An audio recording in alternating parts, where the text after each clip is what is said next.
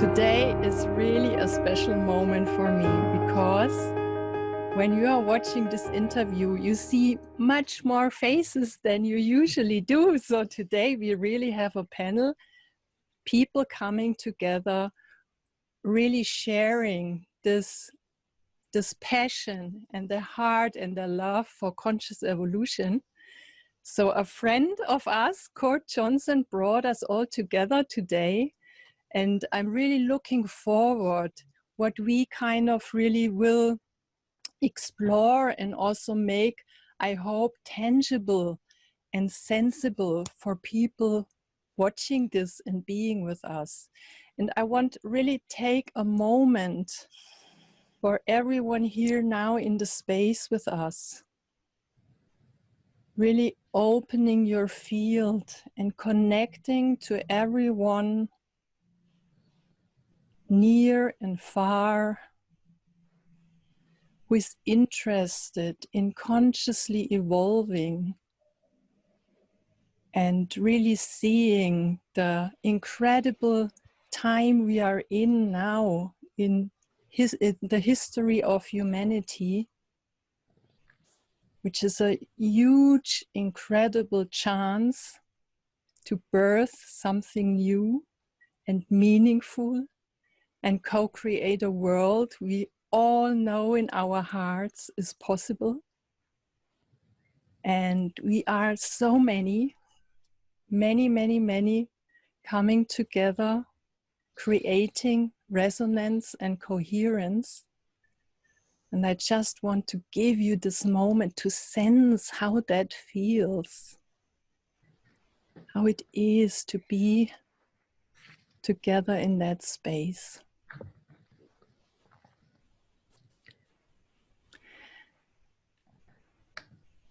And today it's really my joy and honor to welcome Deborah Maldo from the United States. She's really the, I would say,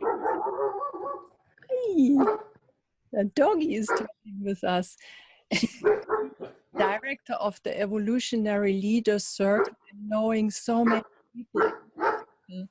He's an ordained interfaith minister, is the founder of the Garden of Light, and director of the Evolutionary Leaders Circle, as I mentioned already, a project of the Source of Synergy Foundation, and Vision Keeper at Unity Earth. She represented May Peace Prevail on Earth International at the United Nations for more than 20 years. So Deborah, I'm really so happy that you are part of our circle and you know everyone here also personally. And I will hand over to you to introduce everyone to us and then move on in our flow. Thank you so much, Puree. And greetings. I'm actually living in Mexico now. So I'm coming to you live from yet another country with my colleagues who are in the United States. And we are all members of the Evolutionary Leaders Circle, which, as you say, was started by the Source of Synergy Foundation. We have the founder of the Source of Synergy Foundation, Diane Williams, with us today, who started that great initiative 14 years ago.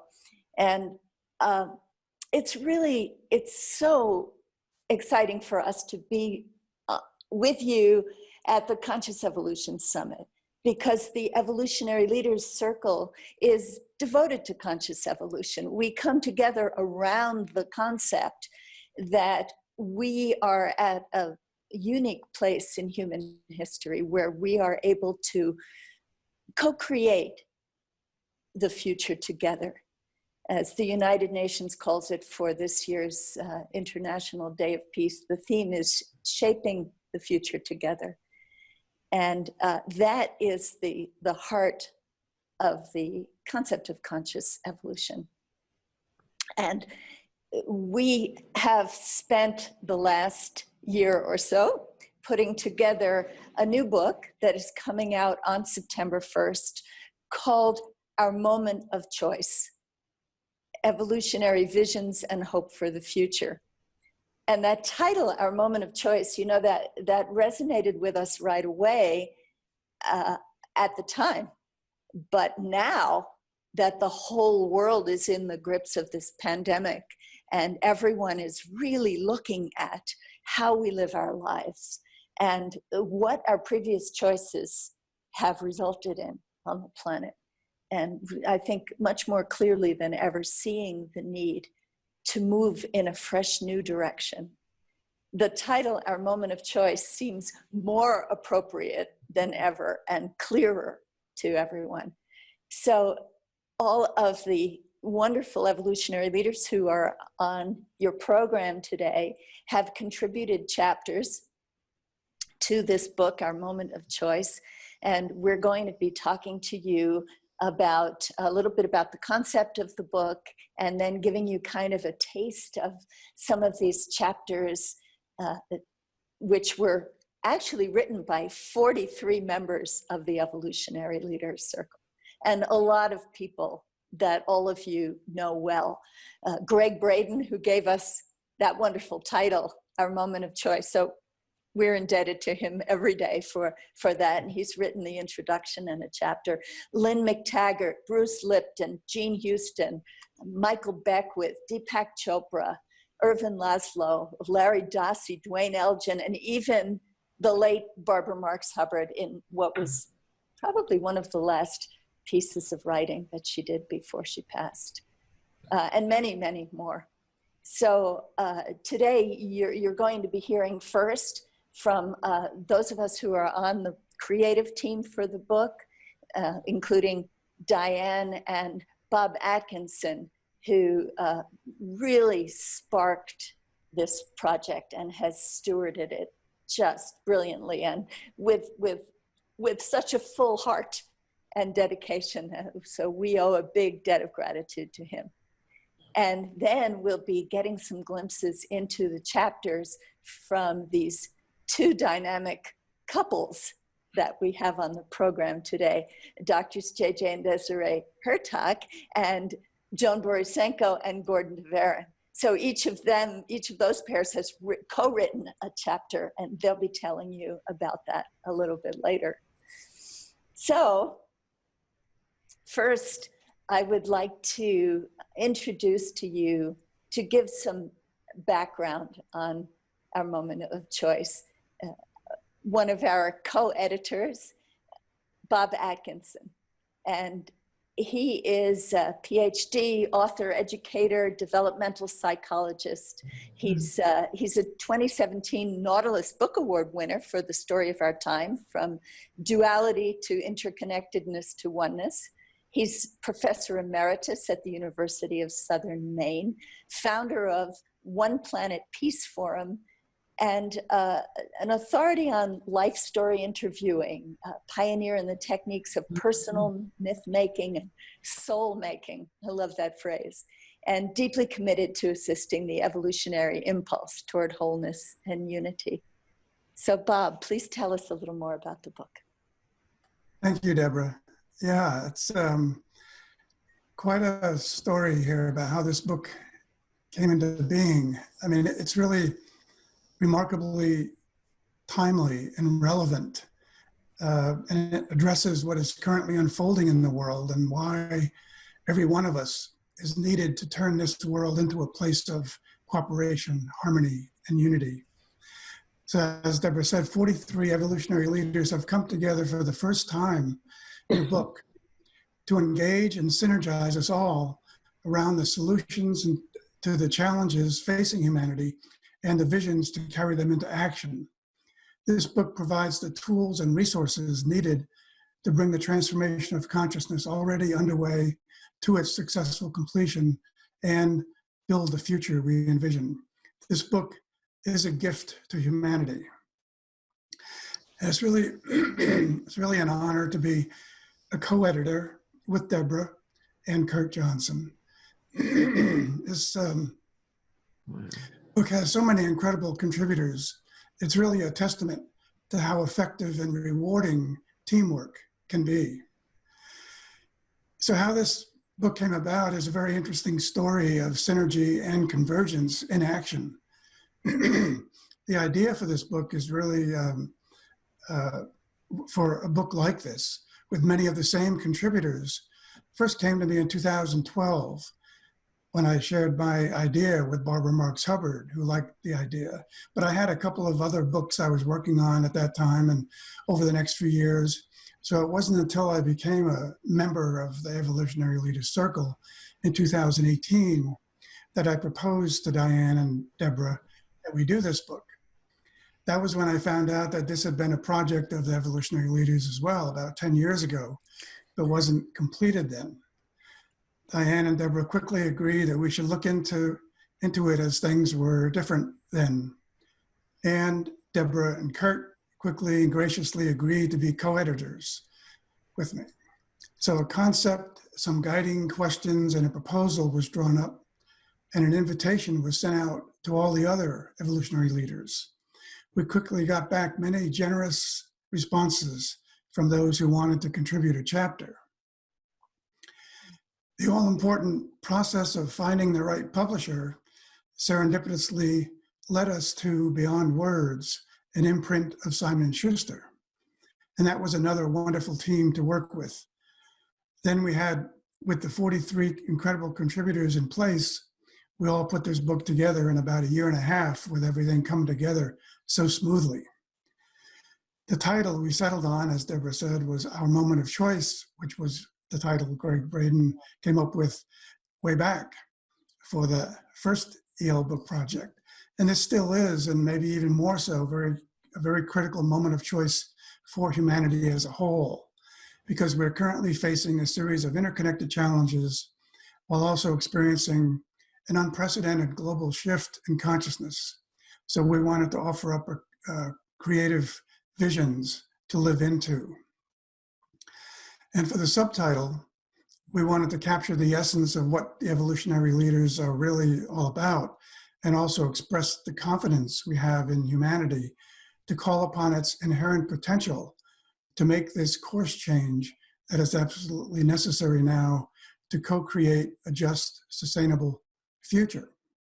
So the subtitle became Evolutionary Visions and Hope for the Future. In fact, the very nature of the evolution of consciousness gives us an abiding hope for the future. The timing for this book, as Deborah also mentioned, couldn't be any better than it is right now. And what really struck me from the vantage point that I had working on this book is the breadth and depth of all the 43 contributors, most of whom are very well recognized in this field. But each one of them is offering a unique and vital piece to the big picture of the transformation of consciousness that is taking place in the world right now.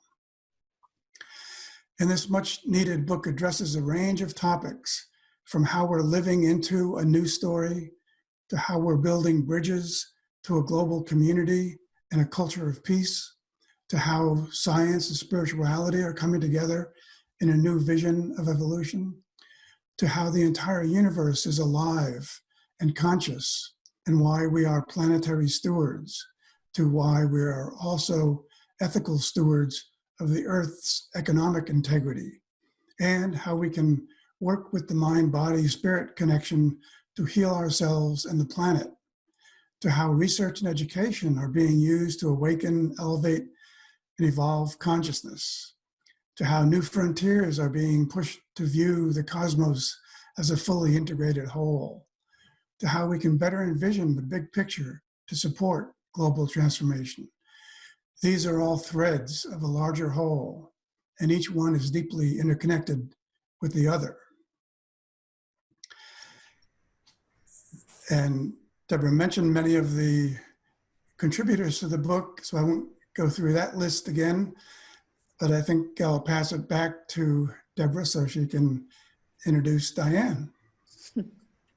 Thank you, Bob. Thank you for everything. And thank you for giving us also a flavor of the 7 circles that the chapters are divided into, so that we cover such a broad range of topics. And yet, as you say, they are all deeply interconnected, and every one of them highlights an area that's essential to this regeneration of our culture and our relationship with our planet. So we're really happy to have with us today Diane Marie Williams, who is the founder and president of the Source of Synergy Foundation. And she was the co-initiator with Deepak Chopra of the Evolutionary Leaders Circle, which is one of its main projects. She served as the founding chair of the NGO Committee on Spirituality, Values, and Global Concerns at the United Nations in New York, which is where she and I originally met. And she has been a recipient of the Spirit of the United Nations Award, the Golden Rule, and the PMAC Peace Awards. So Diane, would you tell us a little bit about the overarching purpose of the book? Sure. Thank you so much, Deborah and Bob. And thank you so much, Puree, for inviting us to be part of this extraordinary Conscious Evolution Summit, and to Drs. JJ and Desiree and Dr. Joan Borysenko and Gordon for joining us on this call to share about your book chapter, and to all of you tuning in and listening today. So I know we all realize that our moment of choice has arrived. There has never been a more urgent moment for human beings to hold the greatest vision of what we can be and do together.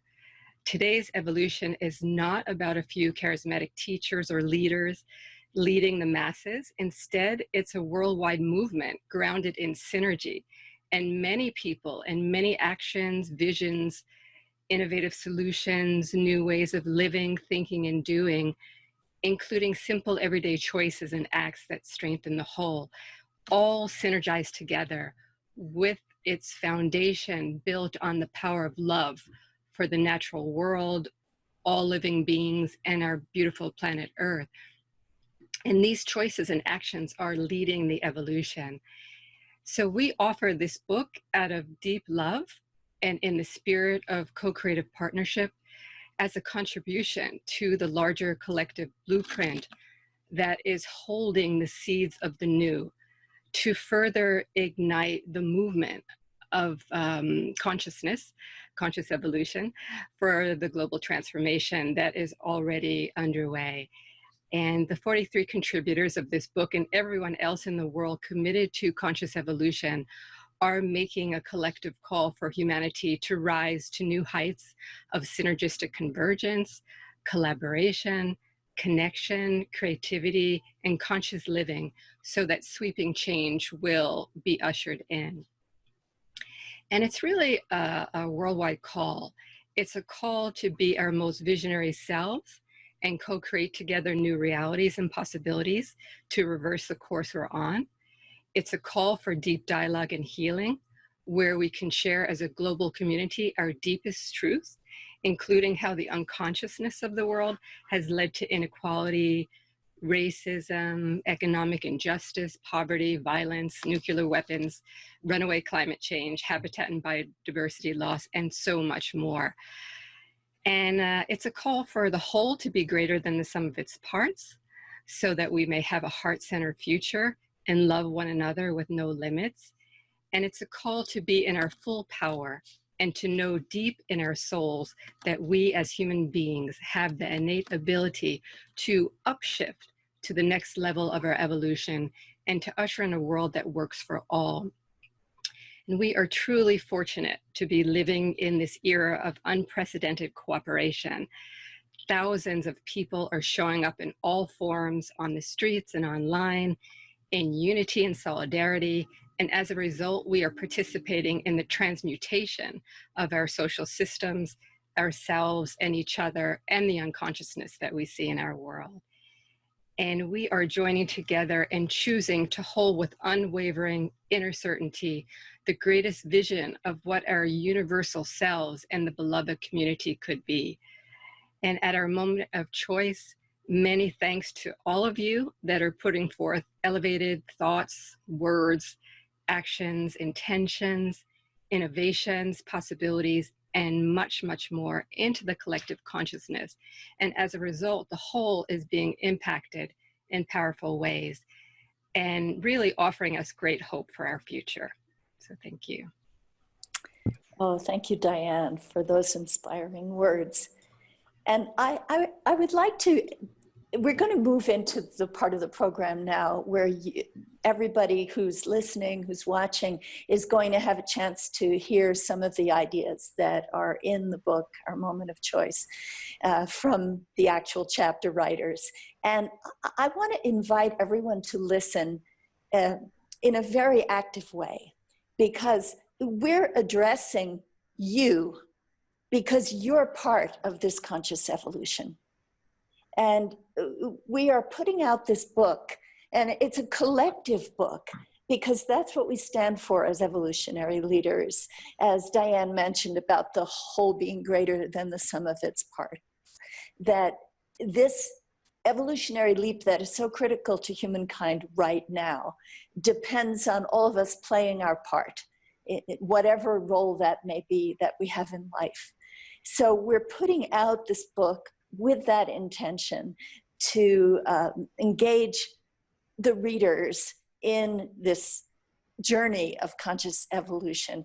And so we invite you today to listen from that perspective and to be thinking about the role that you play, and hopefully inspired by the wonderful people who are going to tell you about what they wrote. So we're going to start by hearing from one of the two amazing couples that are joining us today. So we have Drs. JJ Hurtak and Desiree Hurtak. And JJ Hurtak is a double PhD, and Desiree Hurtak is also a PhD and an MSSC. And they're founders of the Academy for Future Science, which is an international non-governmental organization, an NGO that's associated with the United Nations. And it works to bring cooperation between science and spirituality through the positive use of consciousness. They are social scientists and futurists, emphasizing everyone's important role in helping the planet. And they are authors of many, many books, including the amazing The Keys of Enoch, the beautiful The Overself Awakening, and the intriguing Mind Dynamics in Space and Time. And they've written many peer-reviewed articles examining how quantum physics works with the power of the mind. So they have an amazing range of knowledge and insight to offer, and I'd like to invite them to talk a little bit about the chapter that they offered to book. Well, thank you, Deborah. And our title is Awakening Our Limitless Mind. And I just want to read the first sentence because I think it says a lot. Working towards an end of suffering, we need to discover our limitless mind.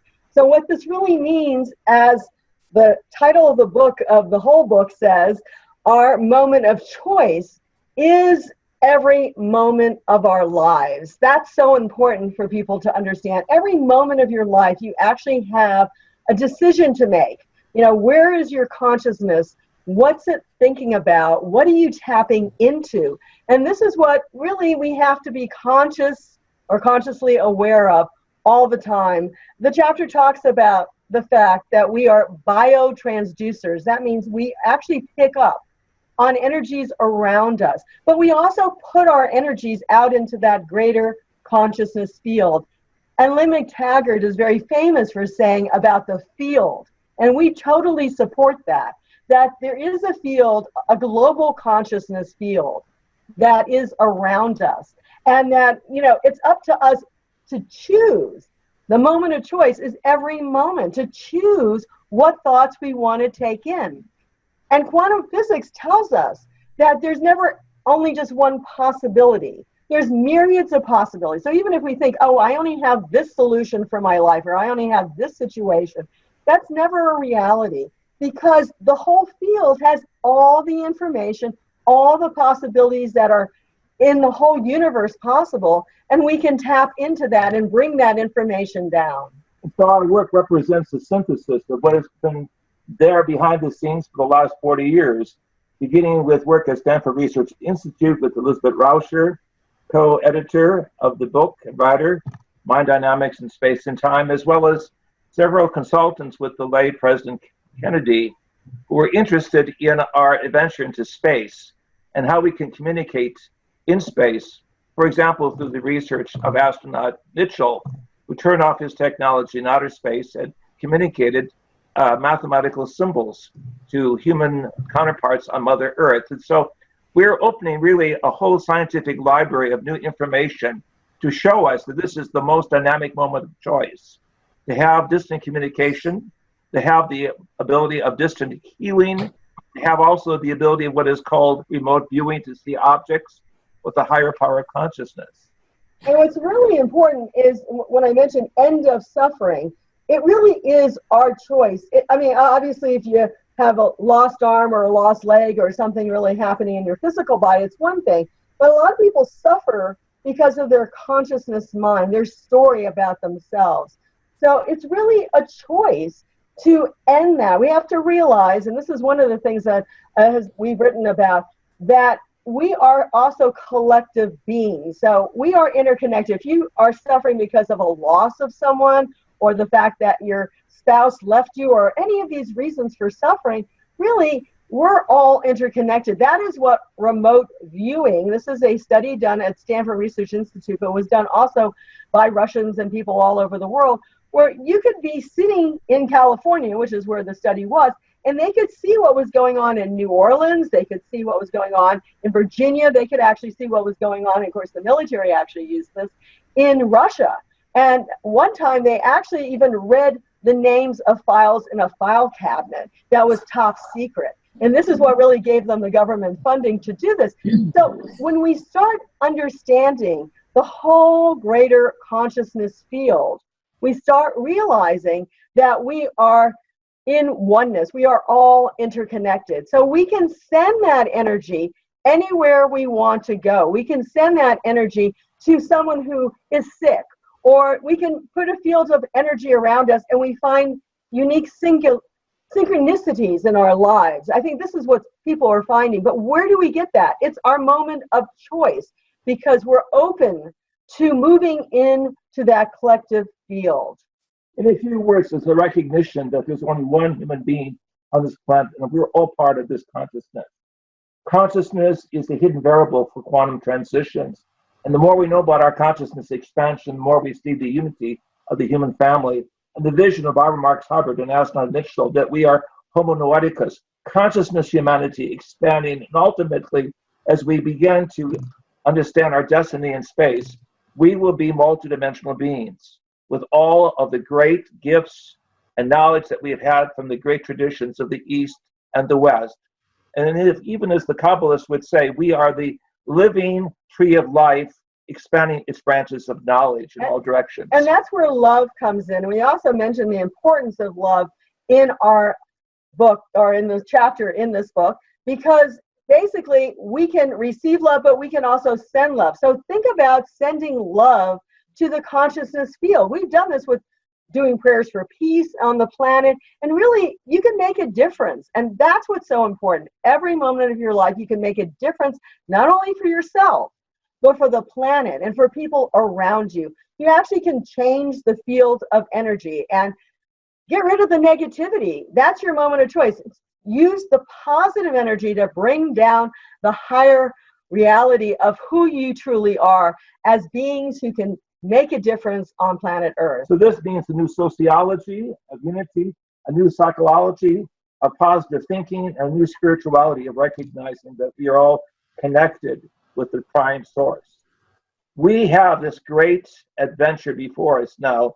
It's up to us to make that decision to think positive and to be that synergistic symphony of love, wisdom, and compassion so desperately needed as we go forth in the 21st century. Thank you. Oh, thank you so much, Drs. Hurtak. I think you can all see that we're quite confident of the success of this book because of the brilliance of each of the contributors and the amazing light that they shine through the different chapters, looking through different lenses at this moment of choice that we're all in right now. So I want to introduce you to our other power evolutionary couple that are joining us today, Joan Borysenko and Gordon Dveirin. And the wonderful chapter title that they have is The Noble Future, Becoming Fully Human. So Dr. Joan Borysenko, PhD, is a world-renowned expert in the mind-body connection. She's a licensed psychologist and Harvard Medical School trained cell biologist, and she synthesizes cutting-edge science with deep humanity. She's a New York Times best-selling author of 17 books. She's president of the Mind Body Health Sciences, LLC in Santa Fe, New Mexico.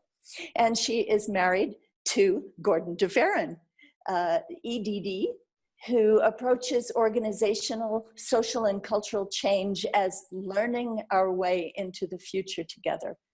He describes this in his doctoral dissertation, From Manpower to Mindfulness, the High-Tech Culture of Emergence and its Implications for Education. He assisted Rachel Kessler in founding the PassageWorks Institute, a leading catalyst in humanizing education. And with Joan, he co-developed the Claritas Institute for Interspiritual Inquiry and co-authored Your Soul's Compass. So Joan and Gordon, please tell us about the noble future, becoming fully human. Joan, you're on mute. Joni, you're muted. Thank you. I muted myself so that our poodles wouldn't take center stage in describing the chapter. But I'm sorry that we're not sitting together. The way things were configured, it was difficult to do that. But I'd like Gordon to start, because for many years, you know, we've been together for 17 years. And from the time we met, the idea of a noble future where we could really help our children develop to the fullest, because they are our future, has been Gordon's really great impetus in this world. And so I'd like him to start describing our chapter on the noble future. And then you'll see the part that I put in has a great deal to do with the importance of dealing with trauma in terms of the development of our humanity. So Gordy, take it away, sweetheart.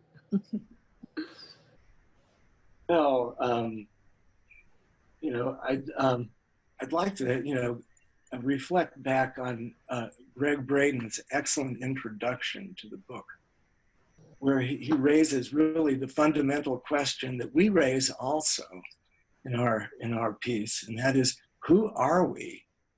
What does it actually mean? What does it actually mean to be human? Who are we becoming in the 21st century and beyond? That is, truly, I think, the most essential question. When it comes to hope, vision and hope, I think of Eric Fromm saying the difference between hope and mere wish is that hope is based on an actual perception of potential, of possibility. So it's like X-ray vision that sees beyond the cynical realism that is hung up with surface reality, and it says, what's the potential that's actually there in the ground? It can be a garden. And what is the potential in our children to develop all of the core capacities they need to shift our consciousness, to evolve us, to move us more deeply into connection with our own deep selves, with the whole community of life around us, other people and all living beings, and also with transcendent meaning and purpose, with spirit. In fact, it's interesting that I understand science now defines spirituality as deep connection, and that can actually be verified with neuroimaging if we're deeply connected. And so what are the core capacities we need for that connection. You know, they're connections that are not only of mind, but of heart, but of our senses, of our bodies, and again, as I've said, of spirit. So, so this, to bring us into this new configuration means a humanization of education. You know, beyond the old idea that humans in the 18th century were a tabula rasa, to be programmed. You programmed them with whatever kind of content, and then you measure what goes out the other side, which is what our production model delivery systems for education have been. But it's really gratifying and important to see the emergence of social and emotional learning, to which His Holiness the Dalai Lama has added ethical learning, so that that's being developed at Emory University, and you know, it also, in all of these efforts, what we're trying to do is help children develop in their own uniqueness, in their own potential, but having that connected, that potential connected to the world around them and to other people, so that what goes forward happens in relationship. And that is the big turning point right now, to shift from collective dissociation to collective conscious interrelationship.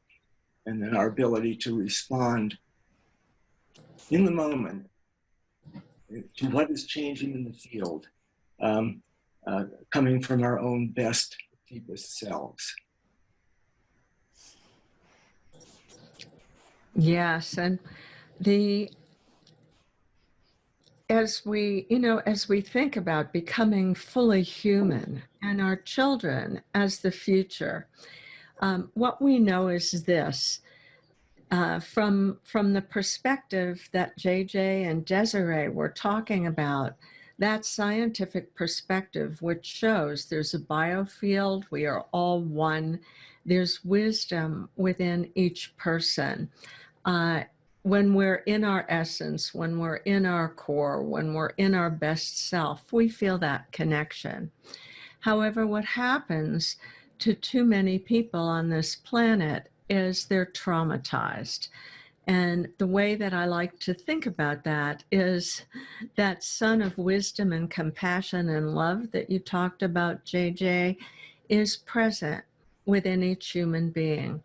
And I love the intersection of ancient wisdom and modern science, but the ancient wisdom of many cultures would say what one of the Hindu Upanishads say, and that is that essence within us is incorruptible. It cannot be damaged by circumstance, cut by a knife, burned by a fire, crushed by a rock, because it's the essence of who we are, part of the larger wisdom and creative force of all that is. But here's what happens when we're traumatized. While that part of us is still present inside of us, it's kind of like a sun that's hidden behind the clouds. And it's not possible, certainly on a regular basis, to feel that connection to one's best self and therefore to everything else. And so part of early childhood education needs to be trauma-informed education, because trauma is what dissociates us from that light within, from our best self, from that potential that Gordon was talking about. And it blocks our development. And so I think, I put my psychologist's hat on, that one of the most important things, both in early childhood education and in our workforce in general, is trauma-informed education, so that we can help to dissipate that bank of clouds that covers the potential that's really available. And I think what has happened at this moment of time that we're in now is there has been a worldwide recognition of the difficulty of trauma, not only trauma that happens in the moment, but collective trauma in various groups. And the understanding of that is so very important to how it is that we educate our children, how it is that we treat diverse groups of people, and how it is that we understand our own deeper self. And so Gordon and I are just delighted, really, that we're on a tipping point. These ideas that have been with us for thousands of years are becoming much more conscious at this particular time. And what I want to leave people with is some hope. And the hope is this. We have a whole world, billions of people, many of whom are traumatized. And sometimes I think it's overwhelming. How are we going to manage that? Think of all the refugees and refugee camps and the different groups of people who have really suffered tremendously over time and in recent years. But here's the thing, if you think about a seesaw and the tipping point, it's on a fulcrum, you don't have to get 100% the way anywhere. Is moment that you get a little beyond 50%, the seesaw tips and everything changes. We're seeing that now with social justice here in the United States, with an understanding of trauma. And I think that the noble future is really within reach. Ooh, you just gave me chills. Thank you, Joan and Gordon. And I'm just trying to imagine what the world would look like if in school we learned to release trauma instead of accumulating it in school. How amazing, what a difference that would make here on planet Earth, just to have that skill. So truly a step toward the noble future. So now those of us on the creative team for the book would like to give you a little glimpse into our chapters as well, each of which is, as you will see, connected with what our two couples have been talking about. So I'm going to go first. And my chapter is Spirituality in the 21st Century, A Quiet Revolution. And this is about the future that's emerging. And I just want to tell you a little bit about how this thinking came about for me. As Puree mentioned in my introduction, I'm an interfaith minister, and I was leading monthly interfaith Sundays at a beautiful little chapel in Westchester, New York. And that made me start to think about my own beliefs. And I realized that when I was ordained in 1993, I didn't really have any beliefs, certainly nothing hard and fast. And that made the interfaith path perfect for me because I could hold different points of view and really examine them and experience them without the prejudice of a hard and fast belief system. But then I realized that 20 years later, I actually had beliefs. I had quite a few beliefs, and everybody I knew shared those beliefs, including many of my friends from different parts of the world and even different cultures. So I saw that there was a phenomenon emerging, a global spirituality that nobody's talking about, nobody's looking at. This is why I founded the Garden of Light as an online platform to explore what's going on here.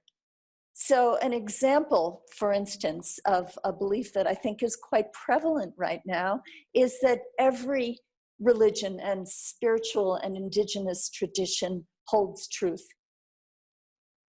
and that none of them has the entire picture, and maybe the entire picture is even beyond our human comprehension. But there is light coming through all of these different windows from different cultures and languages, and that they're all beautiful and that they're all worthy of respect. And this new sense of respect for indigenous wisdom is particularly apparent right now.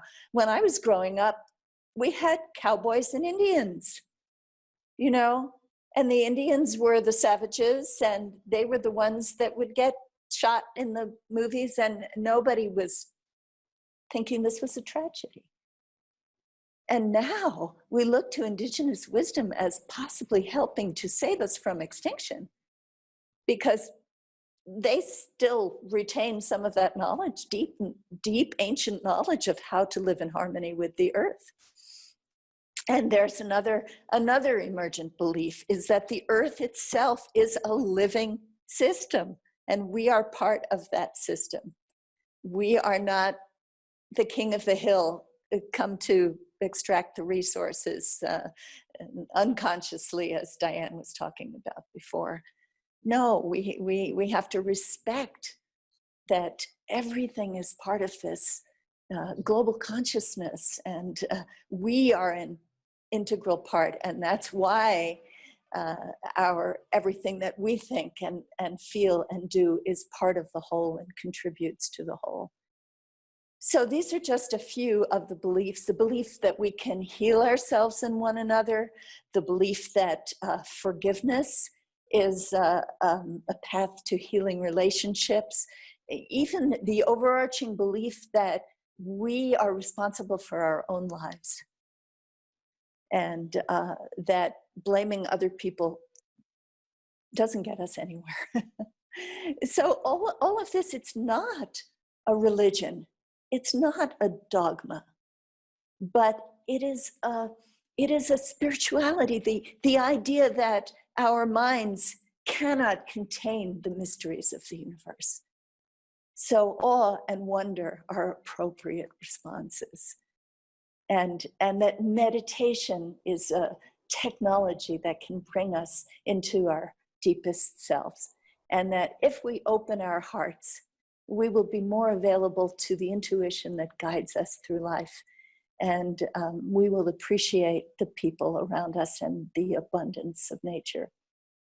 So anyway, all of this is part of what I see as a quiet revolution, or evolution, if you will, of human spirituality, where this global sense is emerging. And I think that this is also empowering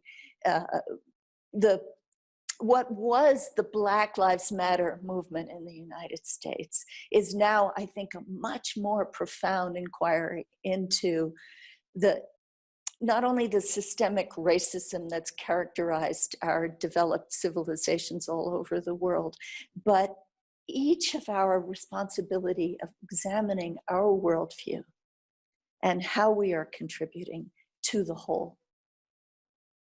So this is called by some people, including our colleague, Dr. Kurt Johnson, this is called interspirituality. It certainly stands on the shoulders of the interfaith movement that's been happening over the last century or so. And I think that this emergent spirituality gives us real hope for the future. So that's a taste of my chapter in the book. And I want to now pass the baton to my two colleagues on the creative team to talk about their chapters. So Bob Atkinson has written an epilogue with Dr. Kurt Johnson, but he's also written his own chapter called A Holistic Vision of Evolution and Consciousness. So Bob, would you tell us a little bit about that? Thank you, Deborah. Yeah, it really is very interesting, as you said, especially when we all get together like this and talk about our chapters, we realize even more how deeply interconnected they all are. And so I think I feel that with what I was writing as well. It was really wonderful to be one of the editors and also to be able to write a chapter. And what I wanted to offer in my chapter was kind of a big picture perspective to illustrate what it might be that ties all things together in this vast creation. And so I began with evolution, looking at that, because some people live with a consciousness that only certain things evolve, while others see all things as evolving. And that makes it very important to understand the nature of evolution itself, to be able to transcend a prevailing, unsustainable consciousness of duality that separates us and endangers our very survival. So understanding evolution in all realms as purposeful, with a developmental trajectory toward fulfilling an innate potential, is what allows us to see cooperation and harmony as what will fulfill our inherent potentiality, both individually and collectively. And we see this again playing out in the streets of America and the world, with the protests collectively moving us closer to a just and equitable global community. So if we understand evolution as directional and leading to a desired outcome, then that means that consciousness too is an innate potential that evolves toward its own fulfillment, which many say is wholeness. So we're realizing that the entire human family is a whole as well, and that our collective strength is in our unity of purpose, which also happens to be central to the evolutionary impulse. All this means that we need a set of unifying principles to live by, which is what I offer in the chapter as well. And these are determined by, in my view, what characterizes the spirit of our time, which many also think of as a consciousness of oneness. So living into unity, wholeness, and oneness, or the future we envision, will happen much more smoothly when we have a set of unifying principles to live by. That's what my chapter offers. Thank you so much. And finally, you're definitely going to want to hear from Diane Marie Williams about the magic that we can discover in her chapter by putting on our red capes and activating our superpowers. Thank you, Deborah. So just to start by presencing what is. As we know, our world is currently experiencing multiple crises all at the same time that have clearly come from unconscious aspects of our human nature. We have an inequality crisis that has spanned across centuries, a current virus crisis that is rooted in how humanity has treated animals and their habitats, and a climate crisis that's so vast that 11,000 scientists have given us a dire warning that if we don't change our ways, we and so many other precious life forms on our planet will go extinct. So just sitting with that is just overwhelming. And the underlying root of all of these crises is a world, I think, at least, is a world scale human identity crisis. We don't know who we really are. And as a result, we are not operating at the most advanced level that we as human beings can possess, whether that's individually, collectively, or cosmically. And our moment of choice is requiring us to fully know ourselves as the superhumans we are, because in order for us to turn things around, we need to transcend the limitations of space and time and move into the quantum field where all is possible. And a big part of this is realizing that our essential nature is already equipped with extraordinary capacities. We just have to consciously activate them by truly embracing and embodying this part of ourselves. And once our consciousness becomes liberated from cultural programming and outdated worldviews, limiting thoughts and separation of all form, these capacities, our superpowers, will arise effortlessly. So what would it take to embody a whole new operating frequency? So I just want to quote renowned inventor and futurist Nikola Tesla, who made two important statements that I think hold the keys to activating our superpowers. One is, if we want to find the secrets of the universe, think in terms of energy, frequency, and vibration. And the second one is, the day science begins to study non-physical phenomena, it will make more progress in 1 decade than in all the previous centuries of its existence. So in order to activate our most advanced capacities that will lead to true conscious evolution, we must be individually, collectively, and cosmically coherent. So coherence is the quality of forming a unified, connective, cohesive whole of diverse elements. So when people say our mind, body, and spirit need to be aligned, that's an example. So in order to achieve individual coherence, it's essential that we embody the frequency of what we want to build. We need to ask ourselves if what we are doing in our lives correlates with what our body, mind, emotions, spirits, and hearts need. Are all these pieces in energetic alignment and cooperation with each other? Does your day-to-day life make you feel happy, connected, and alive? Are you working at a job that elevates your spirit? Are we living our values in our day-to-day interactions, especially how we treat those closest to us? Are we making choices like buying products based on what's in the best interest of the whole? And are we making conscious choices to deeply listen to the collective conversation that is facilitating evolution at the moment? A listening that involves really hearing all perspectives and creating a vision and action steps that are consistent with this deep listening. So are we saying, thinking, and doing lining up? And if not, our coherence is not very strong. Collective and cosmic coherence can only be obtained if we have individual coherence. And it's really important to check in with our inner coherence on a regular basis, and then make the necessary adjustments needed, and to really be in touch with our heart's desires, as Barbara Marx Hubbard says, in our everyday life. Our hearts are really the portals that lift our vibrations, divine energies, qualities, and abilities upward. So it's very important that we take the time to do what we love, even if it's only 10 minutes a day, like cooking or dancing. Whatever it is you love and helps you get in a coherent state, do it on a daily basis and make sure you do it. Just take the time, because it will really uplift your vibration. And next is to be in collective coherence. When we fine-tune our individual coherence, our energy, frequency, and vibration are stronger, and we begin to attract others that are also wanting to exponentially increase their impact and consciousness, like everybody on this call and everybody tuning in.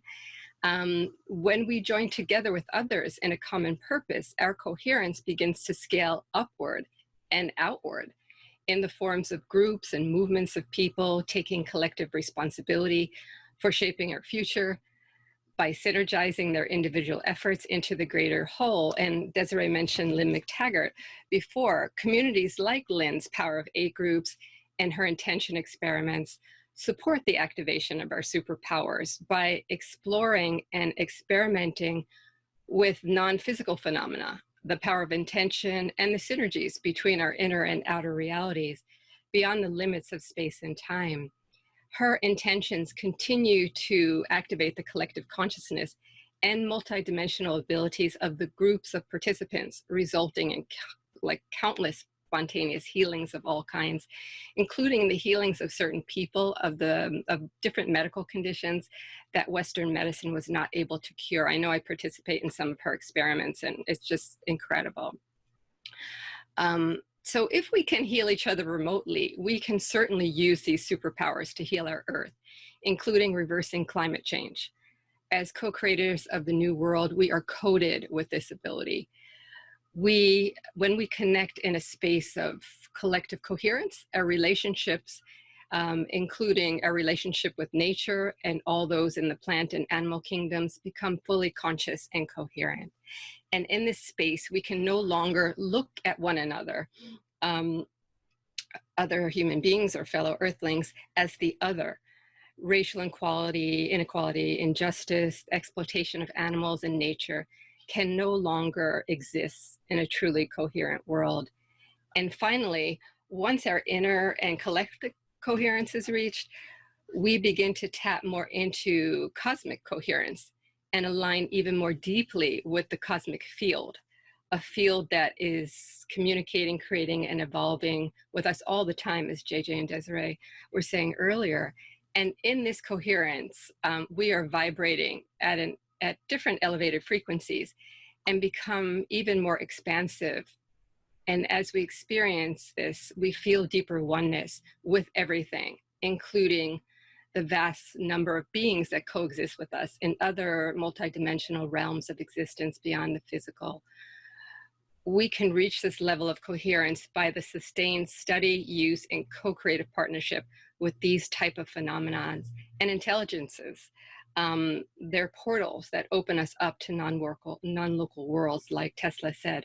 And all of this is vital to the understanding of the nature of reality and our potential to shift into the next level of evolution. And these experiences of cosmic oneness are really the gateways into the infinite that reveal the truth of our being. We have all of the superpowers of the cosmos existing within us. In this state, all sorts of communications, including telepathic communications, signs, synchronicities, intuitive learning, and insights will show up. And we begin to feel like there is something propelling us in all aspects of our lives upward. And as a result of this opening, we become like magnets, attracting positive energy, interesting spiritual assignments, and all kinds of awesome beings into our lives, because our energy is vibrating as one with the source of co-creation. And that's when the magic really happens. Thank you. Ooh. Beautiful, Diane. And so I think that you can all see that this coherence that Diane is talking about is very fully present among us as members of the Evolutionary Leaders Circle, that there are now 186 members of the Evolutionary Leaders Circle, and this is kind of what we feel we do best, is bring people together and discover the deep coherence among us as we each bring our different perspectives and studies and visions to the table. And that's the invitation of the book, Our Moment of Choice, is for all of you who are watching because you have a passion for this notion of conscious evolution. And you want to be part of it. You are already part of it.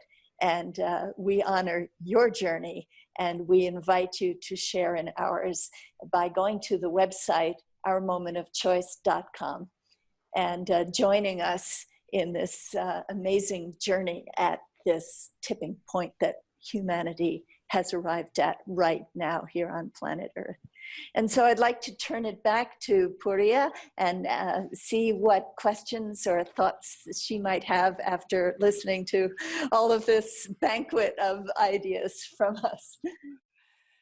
Thank you so much for everybody. And maybe Bob, I see the book just behind you. Maybe you can show it to us, because it also, it's really beautiful. So say something, then you get highlighted. Can you say something, Bob? You need to unmute. Then we have you on the speaker's view. Well, we've just spent the last hour or more talking about everything that's behind this cover. So as Deborah said, we just really encourage everyone to go out and get it. And it's really meant to provide the tools and resources that all of humanity needs to bring this transformation of consciousness that's already underway to a successful completion. So we're very excited about it being out there for the world. Wonderful. And it's really, I mean, I haven't seen the cover, but while I was listening to you, all of you and connecting to our audience all over the globe, what I saw was a big heart in the middle and strings going out of it and really reaching everyone and moving through everyone and out of this planet and into the universe and into space before existence. And then now on the cover I saw those hearts. So that's really beautiful. Yeah, and what I also had a sense was kind of really walking with you through a garden. And I imagine really every one of us like a garden, and we coming together and co-creating a huge, large garden where we can visit your garden, you can visit my garden, and we can learn from each other and exchange seeds and ideas and take care. Maybe I water your plant when you're away, you come here there. So this image of the garden was very much here, and I feel a lot of just love and care, and of course also this interconnectedness of that was so palpable for me. And I guess everyone who is now still with us will want to have a look in this book, and I really want to invite you to do so. And just the idea what I had was maybe what Diane you brought at the end, that I found so profound, and I would like to really use the space together for everyone joining us now, maybe taking a moment when you kind of would see yourself as an instrument. And I always have this image when we are in coherence, we are like a really tuned instrument. And really take a moment when you connect to yourself, to your heart, to your essence, to really what is much, much larger than just this physical appearance in this lifetime now. And take a moment without judging, just with a curious, open and honest look, sensing your system, how you are vibrating on a physical level, on an emotional level, mental level, spiritual level. What do you sense? Are you in tune with yourself? And you can also ask yourself if you have the sense, it could be tuned better, to really ask in which area do you want to put more focus today, or maybe in the next days, to maybe clean something up, to maybe bring something more into your life, and really take this field together to get a bit clarity and inspiration. So what does all what you have heard here mean for yourself, and how can you move with that into the day and the next days to fine tune your own unique instrument? And with that, I also see us really coming together, this precious instrument as an orchestra, playing wonderful music together and also improvising. I sense just it's also a time where we not only play pieces we know and we heard, we need to dare to improvise, to see how can this instrument be used and how can it play with others to really create something new. Yeah. And there was also now this impulse, instead of going kind of more intellectual questions, I would like to invite you here now with us in the panel and also our audience to take a moment and envision when you would connect with the world we are in right now. and you go further into the future, half a year from now, and you continue moving into the future a year from now, 5 years from now, and 10 years from now. And don't think about what might be there, but open your heart, open your senses, open your energy system, and tune in. What is your world looking like 10 years from now?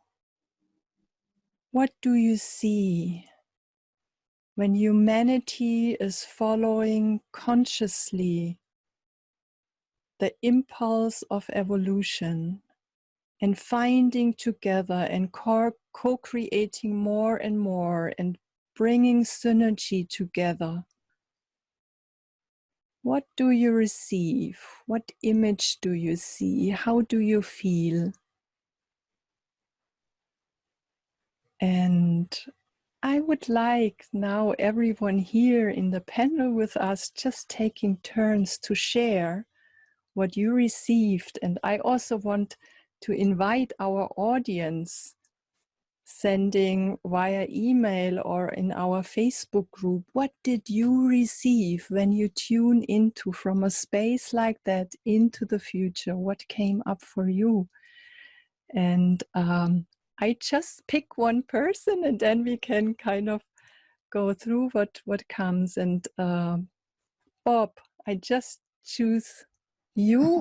What did you receive as an vision and image and sense?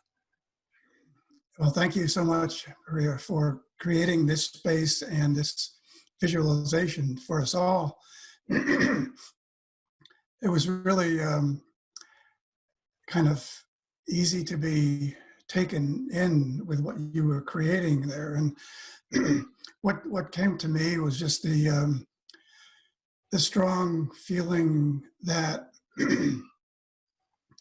that love, which is the unifying force of creation, is so much more evident from now into the future. As far as we can go, we all become much more aware of love as the unifying force of the universe.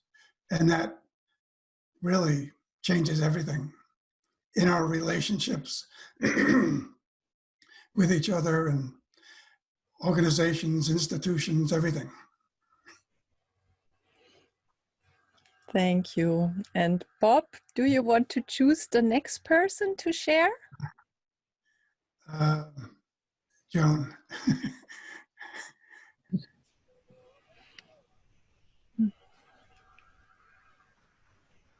So, Joan, what did you receive? I just need to let people know that my screen is freezing. So if I get called on and I don't say anything, it's because I couldn't hear you. So sorry. But did you did get called on. Did you receive an image from the future 10 years from now? Oh, I did. So and share that image was children who were what children are, so filled with imagination and joy and love, but an image of kids in whom that doesn't fade away early or in adolescence, but the retaining of that tremendous imagination, like Diane had been talking about. And I thought, oh, infinite possibilities. And people who are really able to stay in that space of coherence and receive that inner wisdom and love and compassion, and let that spread. So I saw many more awakened kids and awakened adults. Thank you. And Joan, do you want to choose a person which goes next, sharing their vision? Oh, sure. How about Desiree? We'll talk together, but I went to that garden, and which I know Deborah also is very powerful in the garden of life, and also, of course, that Puree had mentioned. And I saw the interconnectedness, and I think that's so important if we're really going to have that coherence in the future. It is that interconnectedness that we all share together, and that's kind of what I saw, that I was there, we were there, people were there, animals were there. And I love even what's happening right now, that animals are feeling safer now. They're coming out, they're becoming more abundant because we're kind of going back a little bit into ourselves. So, you know, that harmony of nature, and I would also add with supernature. As we see, the boundaries will largely diminish, and there will be larger cooperation.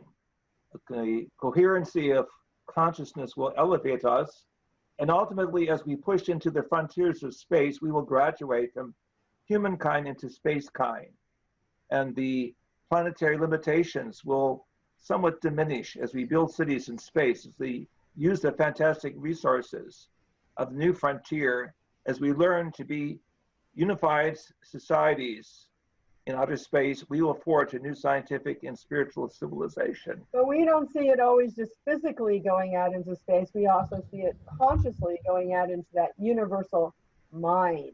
But what's interesting in that universal mind field, as we were talking about the consciousness field, is that we're not alone. There are all that is out there, and there are beings out there, there's us out there, all of that is out there in this multi-dimensional universal mind space. So hopefully that's also our participation.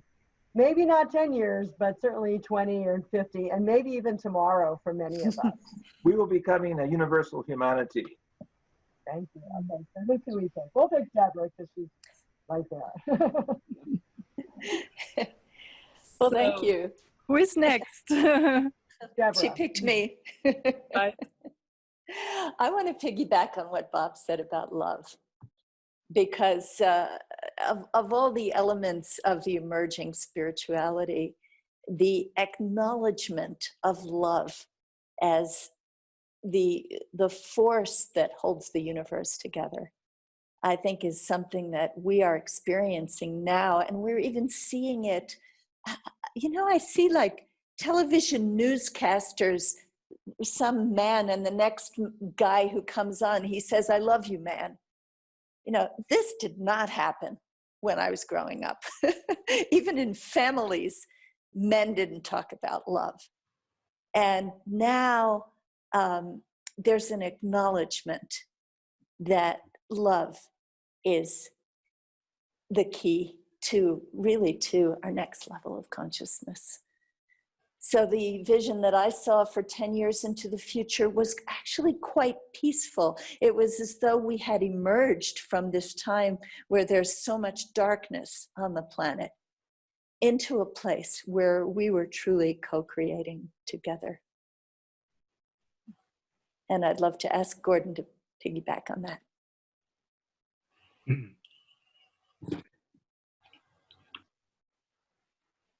Oh, let's see.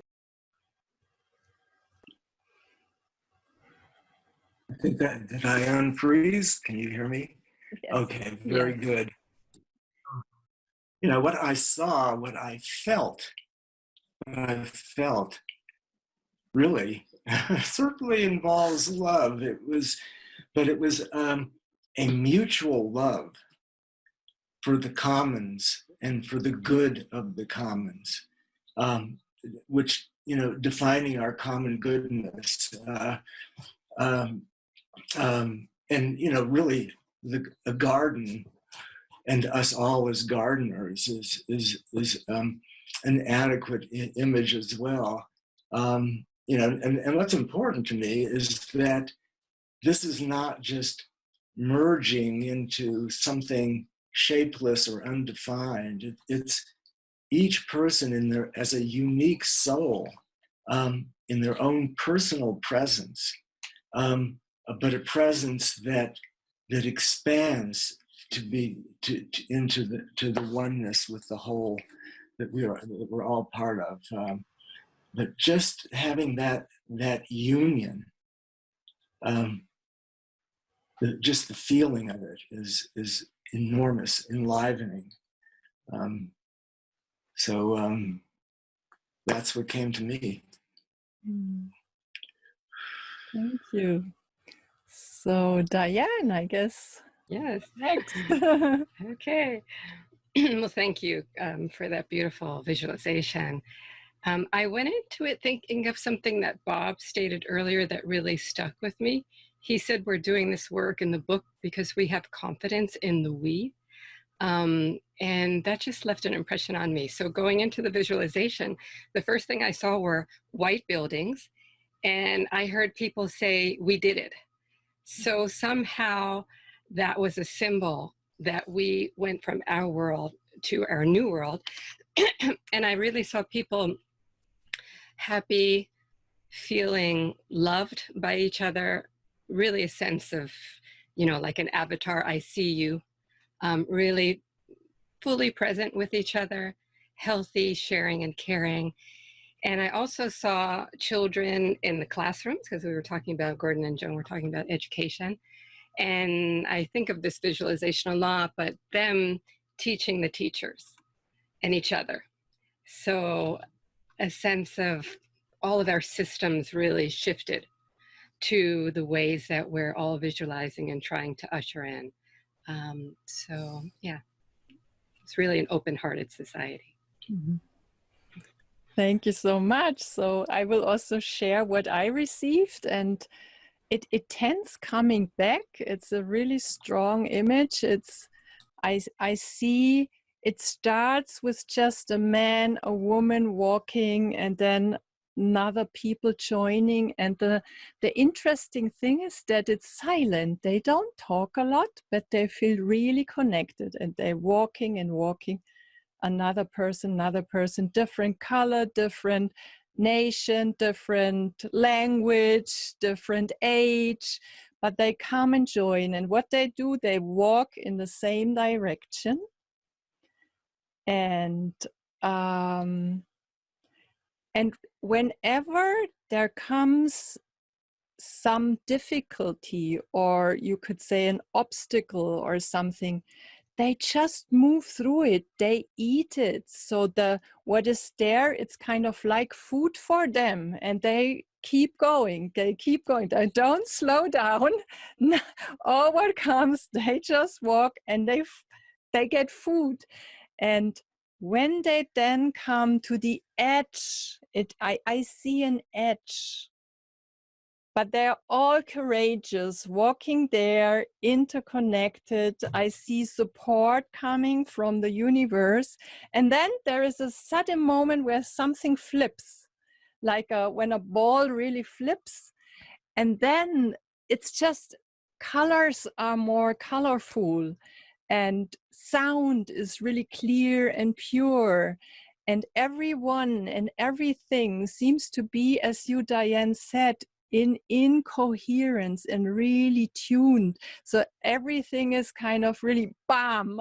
I'm fully there, and diversity is all included, and just a sense of joy, of richness, of peace, of creativity, but in a very calm and peaceful way. So this is the image I received. Yeah.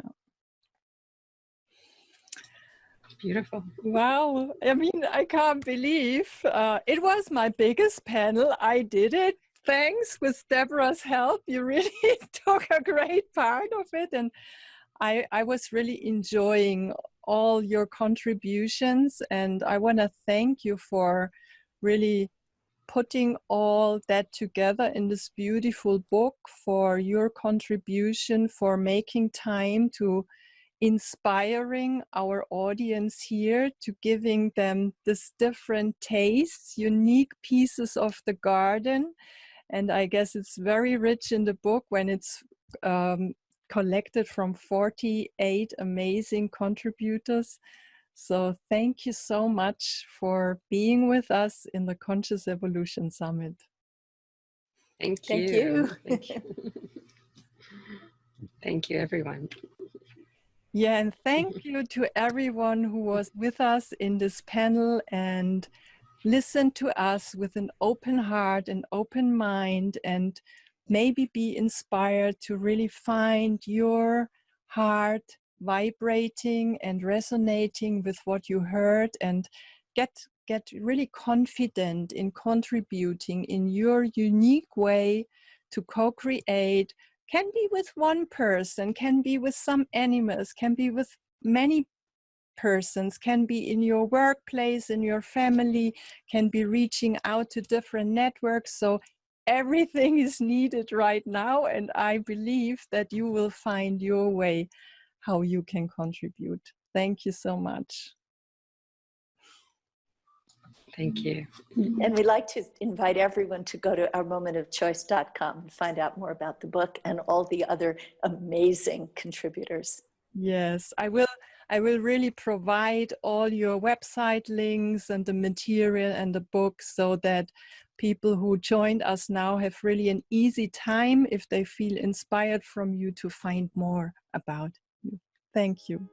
Thank you. It's wonderful. Thank you so much.